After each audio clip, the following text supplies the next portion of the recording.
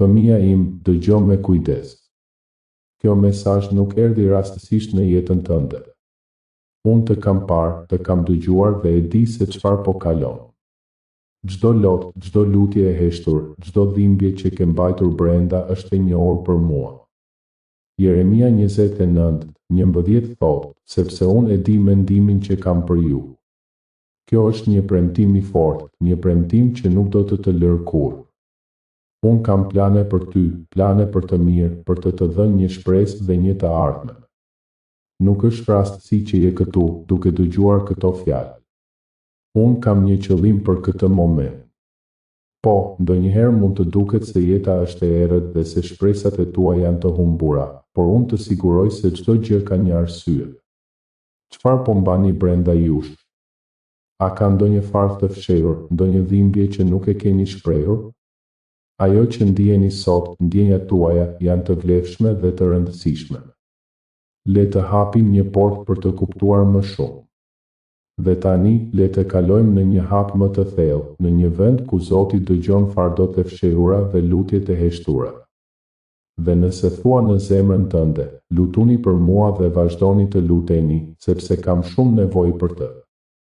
Më poshtë, do të shihni fjalën abonohu. A e sheh? Dua që ta klikosh. Në momentin e saktë që klikoni abonohu, do të jeni të bashkuar me këtë zinxhir lutjesh. Dhe besoj se Zoti do të vizitojë jetën tënde, shtëpinë tënde dhe zemrën. Nuk është rastësi që ndiheni kështu, dhe unë e di se çfarë po kaloni. Fardot e fshehura që mbani brenda jush, ato lutje të heshtura që ndoshta askush nuk i ka dëgjuar, janë të rëndësishme për mua. Unë kam parë çdo lot që keni derdhur, çdo mendim të frikshëm që ju ka kaluar në përmendje.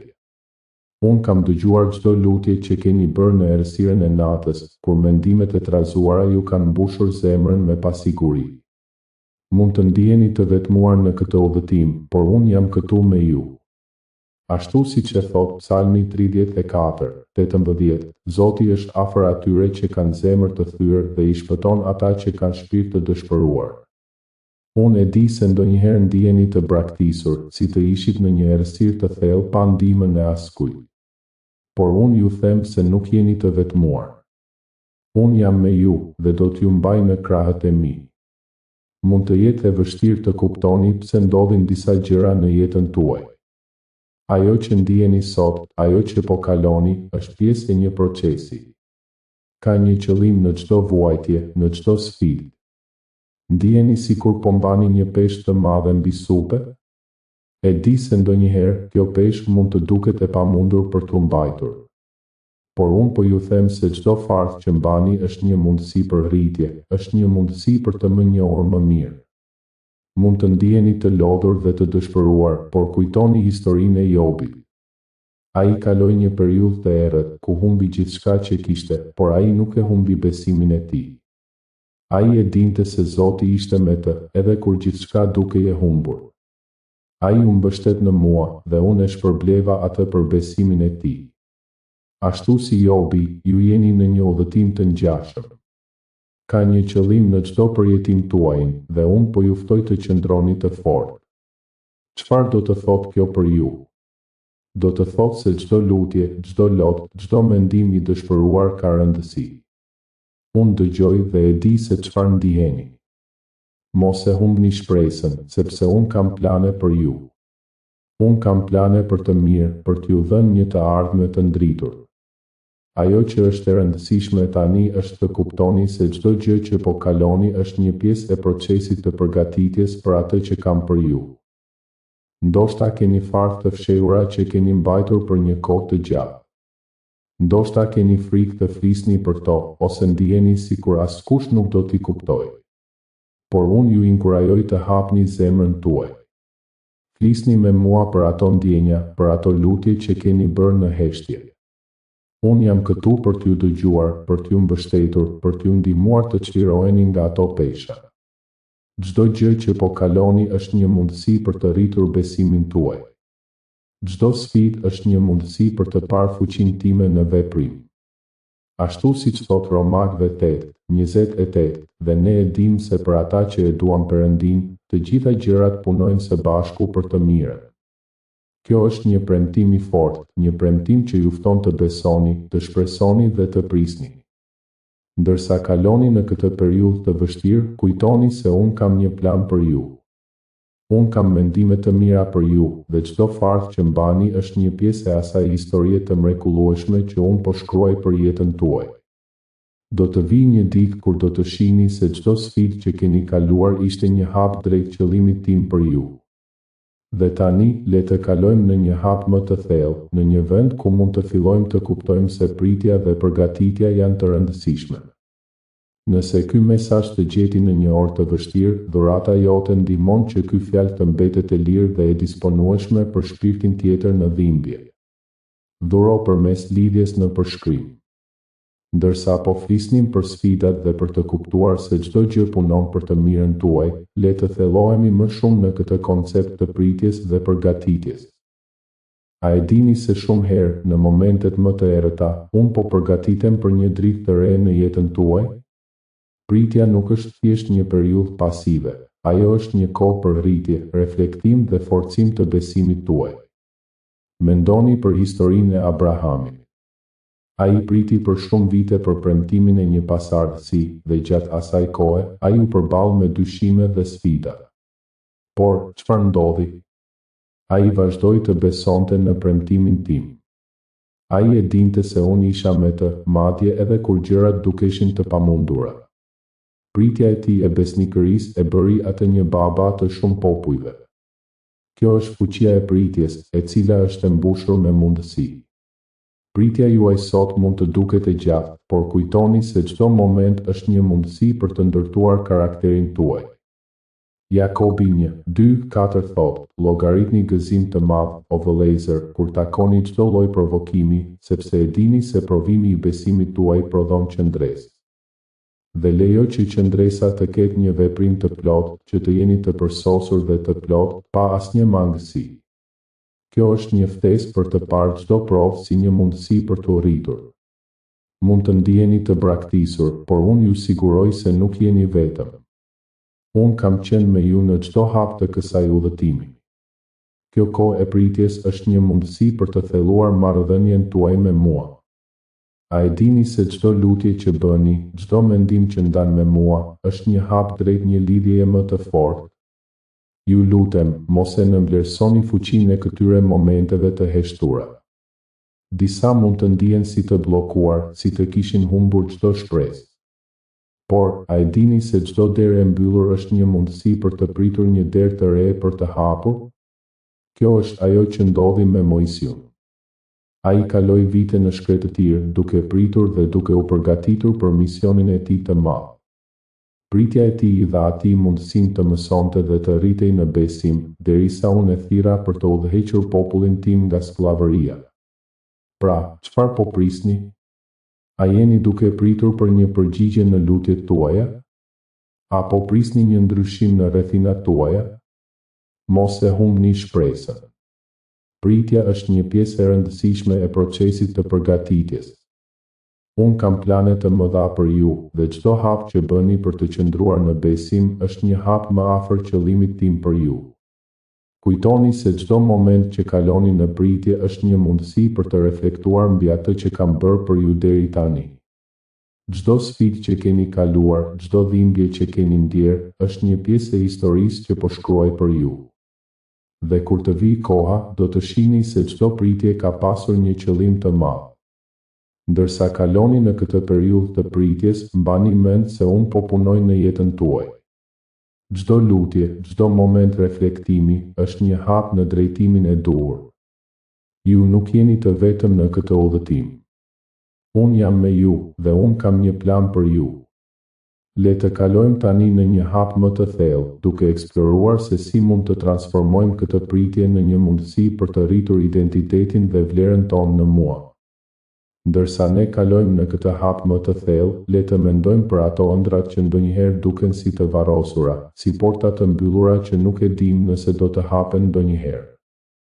A keni ndjerë ndonjëherë se shpresat tuaja janë harxhuar? A keni ndjerë se ëndrat tuaja janë të mbyllura pas një derë që nuk duket se do të hapet? Unë e di se ndonjëherë kjo mund të jetë një ndjenjë e thellë, e cila të lë të ndihesh e humbur dhe e braktisur.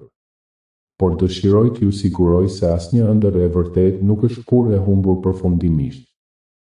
Mendo për Mojsiun, i cili kaloi vite të tëra në shkretëtirë duke pritur për thirrjen e tij. Ai kishte ëndrat e tij, por ato dukeshin të mbyllura. Megjithatë, në momentin e duhur, unë e thira atë nga djegja e një shkure të zjarrit dhe i tregova se kishte një qëllim të madh për të. Po ashtu, unë kam një plan për ju dhe ndonjëherë, ndjekja e këtij plani kërkon durim dhe besim. Ndërsa ju kaloni në këtë periudhë, është e rëndësishme të mos lejoni që dhimbja dhe shpënimi t'ju mbyllin. Edhe në momentet më të errëta, unë kam një dritë për ju. Unë kam parë çdo ëndër që keni pasur, çdo shpresë që keni mbajtur dhe çdo dyshim që keni kaluar.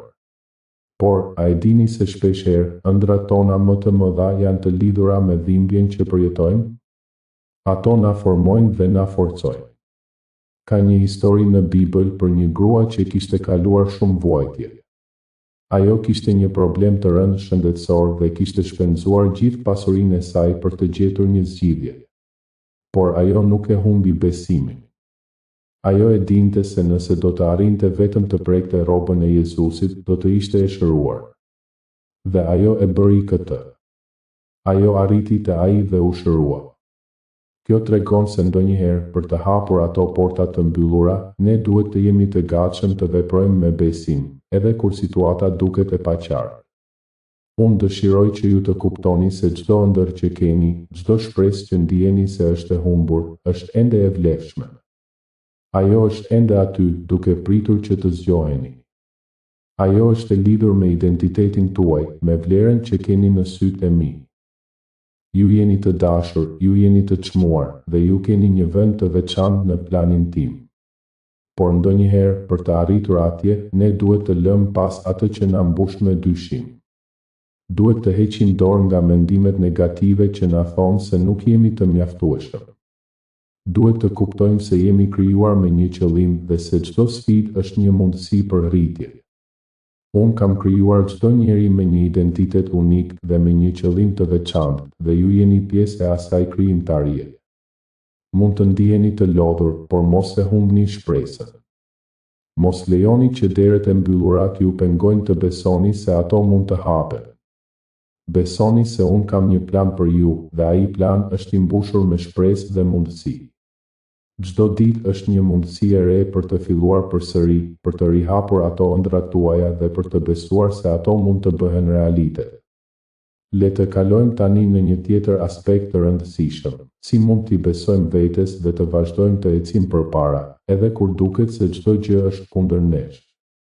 Në çdo hap që bëni, unë jam me ju, duke ju udhëhequr dhe mbështetur. Ndaj, mos e humbni besimin, sepse unë kam një të ardhme të shkëlqyer për ju. Nuk e dim gjithmonë se çfarë na pret përpara, por një gjë është e sigurt, identiteti ynë dhe vlera jonë nuk varen nga rrethanat që na rrethojnë. Çdo njeri ka një histori dhe historia juaj është e vlefshme. Ju jeni krijuar me dashuri dhe qëllim, dhe kjo është thelbësore për të kuptuar veten tuaj. Në këtë moment, ndoshta ndiheni të humbur, si në errësirë. Por dëshiroj t'ju kujtoj se jeni më shumë se rrethanat tuaja. Në Bibël, kujtojmë historinë e Mojsiut, i cili u rrit në pallatin e faraonit, por e dinte se ishte hebre. Ai kaloi vite të tëra në shkretëtir, duke u ndjer i humbur dhe pa qëllim. Por unë isha me të gjatë gjithë asaj kohe. Kur erdhi momenti i duhur, Mojsiu u thirr për një qëllim të madh, të çlironte popullin e tij. Po ashtu, edhe ju jeni të thirrur për diçka të madhe. Ju jeni më shumë se thjesht një emër, më shumë se thjesht një numër. Ju jeni fëmijët e mi, dhe unë kam vendosur një identitet të veçantë për secilin prej jush. Më lejoni t'ju pyes, a e njihni vlerën tuaj? A e dini se çfarë jeni në gjendje të bëni? Shumë herë, bllokimet që ndjejmë në jetë vijnë nga mendimi se jemi të pavlerë. Por unë kam krijuar çdo njeri me qëllimin që të ndihmoj dhe të sjellë dritë në botë. Kjo është arsyeja pse është kaq e rëndësishme të kuptoni se identiteti juaj është i lidhur me qëllimin tuaj. Ju keni një rol të rëndësishëm në këtë botë. Dhe kur flasim për identitet, flasim gjithashtu për vlerën e hirit tim. Hiri është dhurata që ju ofrohet pa kushte. Çdo ditë, ju mund të zgjidhni të pranoni këtë hir dhe të ndiheni të vlerësuar. Në Efesianëve 2:8-9 thuhet, sepse me hir jeni shpëtuar përmes besimit, dhe kjo nuk është nga vetja juaj, por është një dhuratë e Perëndisë. Kjo është një thirrje për t'u çliruar nga barrat e kaluara. Mos lejoni që dështimet e kaluara të përcaktojnë se kush jeni sot. Ju jeni të rinj në Krishtin. Çdo ditë është një mundësi e re për të filluar përsëri, për të hedhur një hap përpara në identitetin tuaj të ri. Mund të ndiheni të trishtuar, të lodhur, por dëshiroj t'ju kujtoj se unë jam këtu për ju. Unë kam dëgjuar lutjet tuaja, kam parë lotët tuaj. Kam parë përpjekjet tuaja për të gjetur vlerën dhe qëllimin tuaj. Ju jeni të rëndësishëm për mua dhe unë kam një plan për ju. Mund të jetë e vështirë të besoni këtë kur jeni të rrethuar nga dyshimi dhe frika. Por ju lutem, mbani mend se çdo herë që ndiheni të dobët, unë jam aty për t'ju forcuar. Kjo është një premtim. Në Izaj 41:10, unë ju them, mos u friksoni, sepse unë jam me ju, mos u shqetësoni, sepse unë jam Perëndia juaj. Përpara se të kalojmë në hapin e ardhshëm, dëshiroj t'ju inkurajoj të mendoni për identitetin tuaj. Si e shihni veten? A e dini se jeni të dashur, të vlerësuar dhe të thirrur për një qëllim të madh? Dhe tani, le të kalojmë në një tjetër aspekt të rëndësishëm, si të besoni në veten tuaj dhe të vazhdoni të ecni përpara, edhe kur duket se çdo gjë është kundër jush.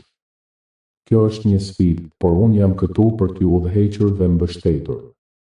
Më lejoni t'ju kujtoj se çdo hap që bëni, unë jam me ju. Ndaj, mos të humbni besimin. Unë kam një të ardhme të shkëlqyer për ju. Dhurimi juaj nuk është vetëm mbështetje për këtë kanal, ndihmon në sjelljen e shpresës për dikë që lutet në heshtje sonte. Përdorni lidhjen e dhurimit në përshkrim. Ndërsa mendojmë për identitetin ton, është e rëndësishme të kuptojmë se si besimi në veten ton ndikon në jetën ton të përditshme. Çfarë do të thotë të besosh në veten tënde? A është kjo thjesht një ndjenjë pozitive, apo është diçka më e thellë? Unë kam parë shumë nga ju që keni kaluar përmes sfidave të mëdha. Keni përjetuar dyshime, frikë dhe pasiguri. Por dëshiroj t'ju them se besimi në veten tuaj është një akt i guximshëm. Është një vendim që e merrni çdo ditë dhe unë jam këtu për t'ju ndihmuar ta bëni atë. Në Bibël, në Filipianëve 4:13 thotë, unë mund të bëj të gjitha gjërat përmes Krishtit që më forcon. Kjo është një premtim i fuqishëm. Kur besoni në veten tuaj dhe në fuqinë që unë ju jap, mund të përballoni çdo sfidë që ju del përpara.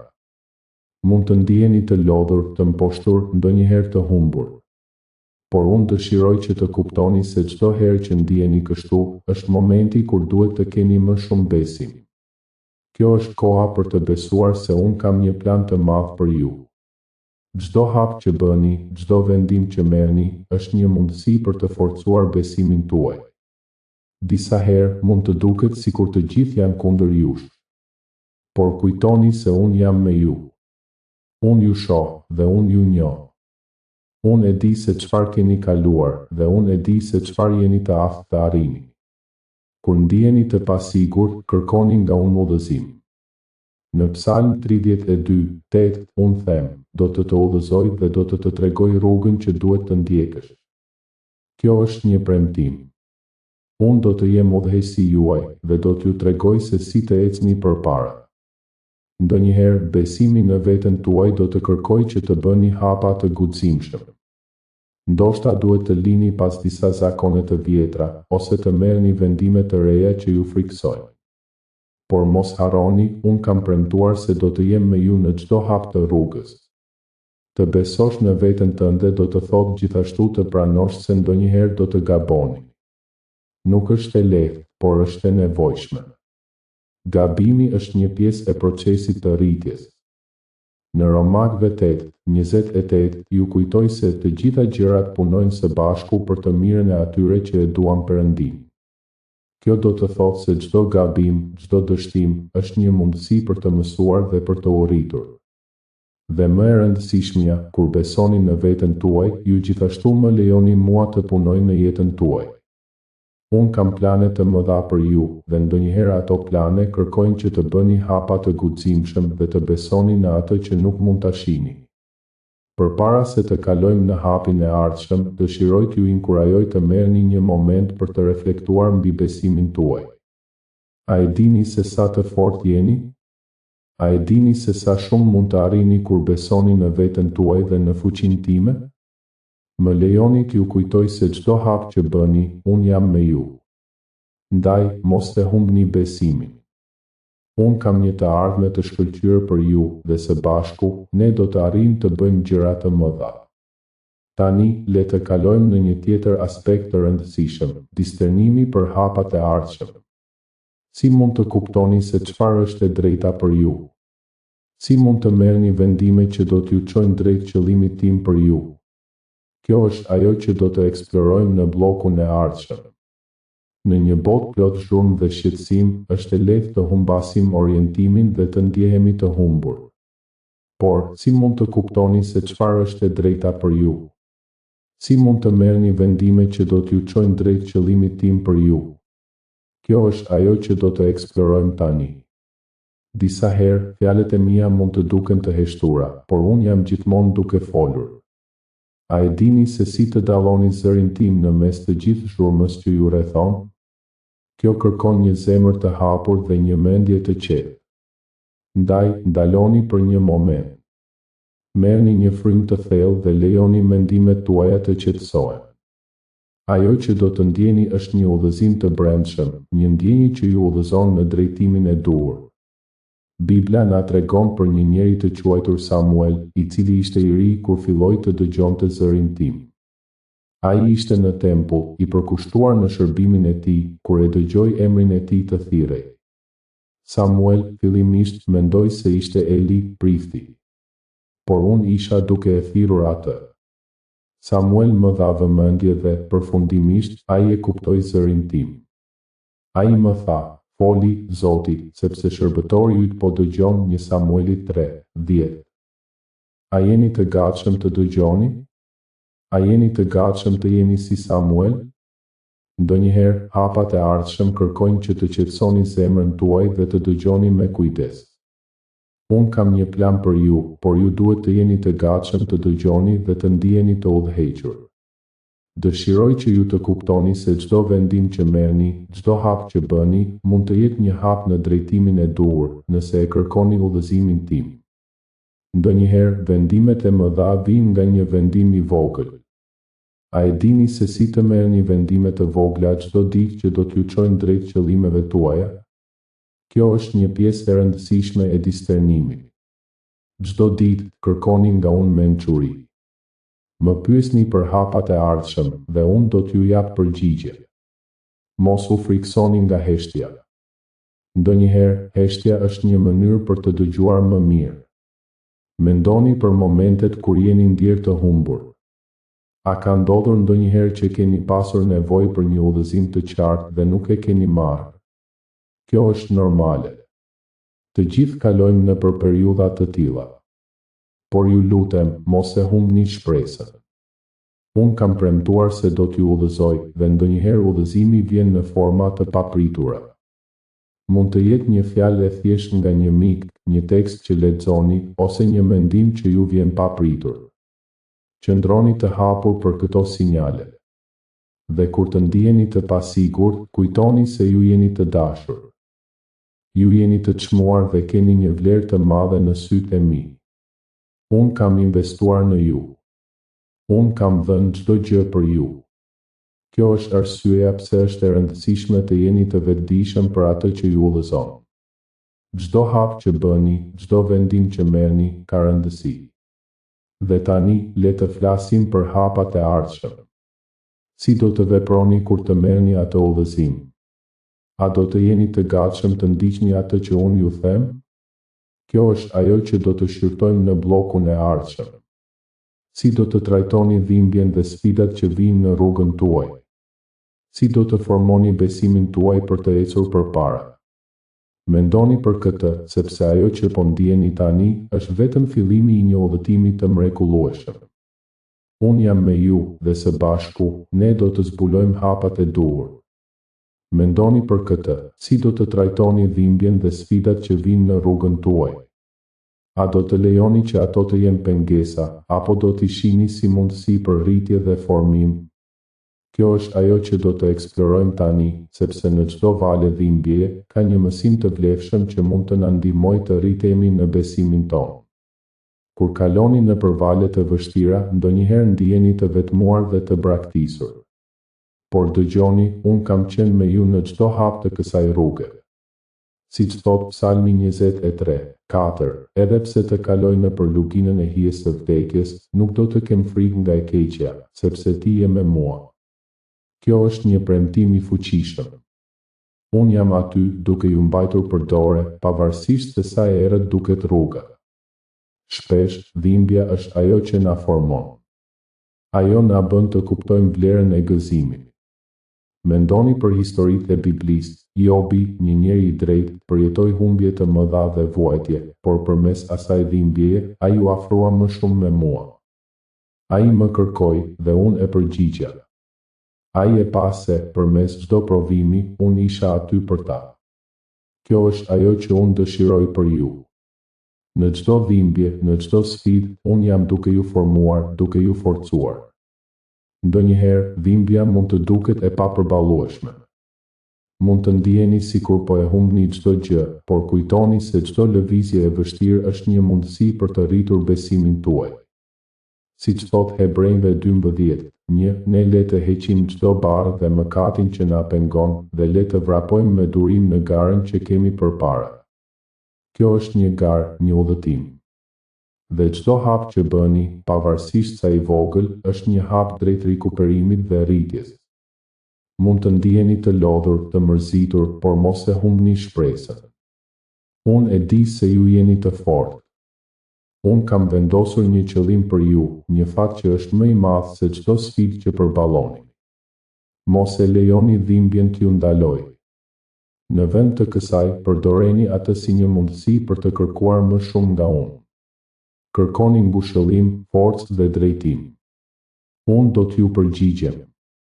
Mendoni për një moment në jetën tuaj kur keni përjetuar një dhimbje të madhe, por pas asaj periudhe keni gjetur forcën për të ecur përpara. Çfarë mësimi keni marrë? Si ju ka formuar ajo përvojë? Këto janë pyetje të rëndësishme. Ato ju ndihmojnë të kuptoni se çdo lëndim, çdo sfidë është një hap në rrugën drejt qëllimit tim për ju. Dhe tani, për të vazhduar këtë udhëtim, ju ftoj të shihni çdo dhimbje si një mundësi për të rritur besimin tuaj dhe për të forcuar marrëdhënien tuaj me mua. Kjo është një mundësi për të mësuar më shumë për veten tuaj dhe për të zbuluar forcën që ndodhet brenda jush. Çdo provë është një mundësi për t'u afruar më shumë me mua. Në këtë moment, le të kuptojmë se dhimbja dhe vuajtja nuk janë fundi i botës, por një fillim i ri. Unë kam një plan për ju. Unë kam një qëllim që do të zbuloj vetveten për ju, përmes çdo sfide që përballoni. Mos e humbni besimin, sepse unë kam besim në ju. Dhe tani, si do të veproni me këtë informacion? Si do të lejoni që dhimbja të formojë besimin tuaj? Kjo është ajo që do të shqyrtojmë në bllokun e ardhshëm. Çfarë do të ndodhë kur të filloni të shihni vlerën e dhimbjes dhe të përdorni atë si një mjet për të ecur përpara? Unë jam këtu për t'ju udhëhequr dhe së bashku do të zbulojmë se si të bëni hapin tjetër në këtë udhëtim të mrekullueshëm. Nëse kjo lutje të forcoj, bëj një dhurim përmes lidhjes në përshkrim që ky shërbim të vazhdojë të arrijë njerëzit që ndihen të vetmuar. Dhe tani, le të mendojmë për momentet e vështira, për ato ditë kur çdo hap duket i pamundur. A e ndjeni atë peshë në zemrën tuaj? Ajo është një shenjë e dhimbjes që ju ka formuar, dhe unë e di se sa e vështirë është të përballesh me të. por me çdo vuajtje, unë po ju përgatit për diçka më të madhe. Kjo është një mundësi për të përjetuar një restaurim të brendshëm. Kur flasim për restaurim, kujtoni historinë e Jobit. Ai humbi gjithçka, pasurinë, fëmijët, shëndetin e tij. Por në mes të gjithë kësaj, ai nuk humbi besimin e tij. Ai e dinte se Zoti kishte një qëllim për të, madje edhe përmes vuajtjes së tij. Ajo që ndodhi në fund, ai u rikthye më i fortë, më i mençur dhe më i bekuar se kur më parë. Unë e kam thënë këtë për ju, sepse do të kaloni përmes një procesi të ngjashëm. Përpara se të ndodhin ndryshime të jashtme, është e nevojshme një restaurim i brendshëm. Unë dua që ju të kuptoni se çdo dhimbje që përjetoni është një mundësi për të rritur karakterin tuaj. Në Romakëve 5:3-4 thuhet, por ne krenohemi edhe në vuajtjet tona, sepse e dim se vuajtja prodhon qëndresë, qëndresa karakter dhe karakteri shpresë. Kjo shpresë është ajo që do t'ju ndihmojë të kaloni çdo sfidë. Mund të ndiheni të lodhur, të shtëruar, por mos harroni, unë jam me ju. Unë e kam parë çdo lot që keni derdhur, çdo lutje që keni bërë në heshtje. Kjo është një pjesë e procesit tuaj të restaurimit. Unë po ju formoj për t'u bërë një person më të fortë, më të mençur dhe më të dashur. Ajo që ndodh brenda jush është po aq e rëndësishme sa ajo që ndodh përreth jush. Pjesa më e madhe e transformimit ndodh në errësirë, në ato momente kur ndiheni të vetmuar dhe të braktisur. Por kujtoni, edhe në errësirë, unë jam drita juaj. Unë jam aty për t'ju udhëhequr dhe për t'ju ndihmuar të shihni rrugën përpara. Dhe çfarë do të ndodhë kur të filloni të përjetoni këtë restaurim? Ju do të filloni të shihni ndryshime në jetën tuaj. Do të filloni të ndiheni të rinovuar, të fuqizuar. Do të filloni të kuptoni se çdo sfidë është një mundësi për t'u rritur dhe për të ndihmuar të tjerët që kalojnë nëpër të njëjtat vështirësi. Imagjinoni se si do të ishte të ndihmoni ditë tjetër, të jeni drita për ata që ndihen të humbur. Kjo është ajo që unë kam për ju. Ju nuk jeni vetëm në këtë udhëtim, ju jeni pjesë e një komuniteti të madh, një familje që ndihmon njëri tjetrin përmes çdo vështirësie. Dhe ndërsa kaloni përmes këtij procesi, mbani mend se çdo hap është një hap drejt përsosmërisë. Unë kam një plan për ju, një plan që do t'ju çojë në destinacionin tuaj të vërtetë. Mos e humbni besimin. Mos u friksoni nga sfidat, por përqafojini ato si mundësi për të ecur përpara. Dhe tani, si do të filloni këtë udhëtim të restaurimit? Si do të lejoni që çdo dhimbje të bëhet një hap drejt dritës? Kjo është ajo që do të shqyrtojmë në bllokun e ardhshëm. Do të flasim për atë se si të bëheni dritë për të tjerët dhe si të krijoni një komunitet të fortë, të mbështetur nga dashuria dhe besimi. Unë kam shumë për t'ju treguar dhe është koha për të zbuluar se si mund të jeni pjesë e kësaj historie të mrekullueshme. Dhe tani, ndërsa shqyrtojmë se si të bëheni dritë për të tjerët, le të mendojmë për atë që do të thotë të jesh një dëshmitar i vërtetë. A e dini se çdo herë që jeni të hapur për të ndihmuar të tjerët, ju jeni duke ndriçuar rrugën e tyre? Ajo që ju ndjeni, dhimbja, gëzimi dhe çdo emocion tjetër, mund të shndërrohet në një burim forcë për ata që janë në errësirë. Mendo për historinë e Jozefit në Bibël. Ai kaloi shumë vuajtje dhe tradhti nga ata që e donin më shumë. Por, në fund, ai u bë një burim shprese për familjen e tij dhe për shumë të tjerë. Jozefi e kuptoi se çdo vuajtje që kishte përjetuar e kishte formuar për të qenë drita që e shpëtoi popullin e tij. Ajo që duket si një dështim tani, mund të jetë një mundësi për të ndihmuar të tjerët nesër. Për të qenë dritë, duhet të jemi të gatshëm të ndajmë historitë tona. Të tregojmë se si Zoti na ka ndihmuar në kohët e vështira. Të ndajmë se si besimi ynë na ka mbajtur të fortë. Çdo fjalë e thënë nga zemra, çdo veprim i vogël i dashurisë, është një hap drejt ndriçimit të errësirës së dikujt tjetër. Por si mund ta bëjmë këtë në praktike? Si mund të krijojmë një komunitet të fortë, të mbështetur nga dashuria dhe besimi? Filloni me hapin e parë, dëgjoni. Dëgjoni ata që ju rrethojnë. Çfarë po kalojnë ata? Si mund të jeni aty për ta? Dëgjimi është një akt i fuqishëm që mund të sjellë shpresë dhe ngushëllim. Bëni një hap më tej. Organizoni një ngjarje të vogël në komunitetin tuaj, ku njerëzit mund të ndajnë historitë e tyre.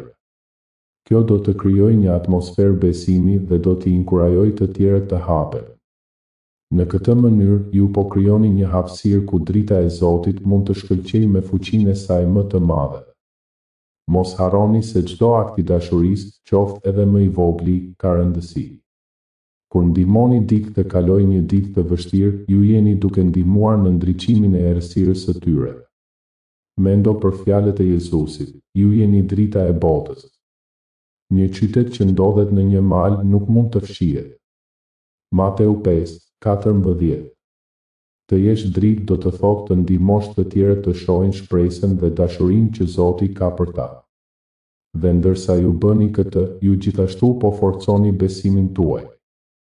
Çdo herë që ndihmoni dikë, ju po e ndihmoni veten të rriteni në besim. Ju po krijoni lidhje të forta me ata që janë rreth jush. Ju jeni duke u bërë një pjesë e një komuniteti që ndihmon, mbështet dhe ndriçon. Në bllokun e ardhshëm, ne do të flasim për bekimin që vjen nga ky proces. Si ndihma që ofroni për të tjerët, ndihmon në ndriçimin e rrugës suaj dhe si Zoti e përdor këtë për të sjellë ndryshime të mëdha në jetën tuaj. Ju do të shihni se si çdo veprim i dashurisë është një hap drejt një jete më të plotë dhe më të begatë. Le të vazhdojmë të eksplorojmë këtë rrugë së bashku, sepse drita që ne sjellim në jetët e të tjerëve është gjithashtu drita që ndriçon zemrat tona. Kthe këtë moment në dashuri në veprim, dhuro tani përmes linkut në përshkrim dhe ndihmo këtë mesazh të arrijë dikë që është afër dorëzimit. Në këtë udhëtim të mrekullueshëm të ndihmës dhe dashurisë, ndiheni ndoshta të shqetësuar për atë që vjen më pas. Çfarë ndodh kur ndihma juaj nuk duket se sjell fryte? Çfarë ndihmon në ndriçimin e rrugës suaj kur sfidat duken të papërballueshme? Këto janë pyetje të rëndësishme që të gjithë ne i kemi bërë ndonjëherë. Por, le të kujtojmë se Zoti është gjithmonë me ne, edhe në momentet më të errëta. Dhe ndërsa ne flasim për këtë ndihmë, është e rëndësishme të kuptojmë se ndihma që ofroni për të tjerët është gjithashtu një reflektim i asaj që Zoti ka bërë për ju. Ai ka dhënë gjithçka për ne, dhe ne jemi të thirrur të bëjmë të njëjtën gjë për ata që na rrethojnë. Në Romakëve 12:10, Zoti na thotë, të jeni të dashur njëri me tjetrin me dashuri vëllazërore. Kjo është një thirrje për të ndihmuar, për të mbështetur dhe për të ndriçuar jetët e të tjerëve. Por ndihma nuk është gjithmonë e lehtë. Ndonjëherë, ajo kërkon sakrificë. Ndonjëherë, ajo nënkupton të heqësh dorë nga diçka që e do, për të sjellë gëzim në jetën e dikujt tjetër. Pavarësisht vështirësive, besimi juaj do të rritet. Do të filloni të shihni se si Zoti e përdor çdo akt të dashurisë tuaj për të sjellë ndryshime të mëdha. Mund të ndiheni si Mojsi, i cili u përball me sfida të mëdha kur u dërgua të çlironte popullin e tij nga skllavëria. Ai kishte frikë, por Zoti e mbështeti dhe e udhëhoqi. Ashtu si Mojsi, ju jeni të thirrur të bëni një ndryshim. Çdo veprim i vogël që bëni, çdo fjalë e ngrohtë që thoni, është një hap drejt një jete më të plotë dhe më të begatë. Dhe tani, imagjinoni se çfarë do të ndodhë kur të filloni të shihni frytet e asaj që keni mbjellë. Do të ndjeni një ndjenjë të thellë paqeje dhe gëzimi, një ndjenjë që është e papërshkrueshme. Në Filipianëve 4:19, Zoti na premton, dhe Zoti im do t'ju furnizoj me të gjitha nevojat tuaja sipas pasurisë së tij në lavdinë në Krishtin Jezus. Kjo është një premtim që duhet ta mbani në zemrën tuaj. Dhe ndërsa ju vazhdoni të ndihmoni dhe të mbështesni, do të filloni të shihni se si drita që sjellni në jetët e të tjerëve, është gjithashtu drita që ndriçon zemrat tuaja. Zoti e përdor këtë proces për t'ju formuar, për t'ju bërë më të fortë, më të mençur dhe më të dashur. Ju jeni pjesë e një plani më të madh, një plani që do të çojë në ndryshime të jashtëzakonshme. Dhe tani, le të mendojmë për këtë. Çfarë do të thotë për ju të jeni pjesë e kësaj ndihme? Çfarë ndryshimesh do të sjellë në jetën tuaj dhe në jetën e atyre që ndihmoni? Kjo është ajo që Zoti dëshiron të zbulojë për ju. Në përfundim, le të kujtojmë se çdo veprim i dashurisë është një hap drejt një jete më të plotë dhe më të begatë. Zoti është me ne në çdo hap, duke na udhëhequr dhe mbështetur. Ai na fton të jemi dritë për të tjerët dhe në këtë proces ne do të zbulojmë se si ai po na ndihmon dhe na transformon. Le të vazhdojmë të ecim së bashku në këtë udhëtim, duke sjellë dritë dhe shpresë në jetët e të tjerëve. Sepse në fund ne jemi të gjithë një trup dhe çdo veprim i dashurisë është një hap drejt një bashkësie më të fortë dhe më të dashur.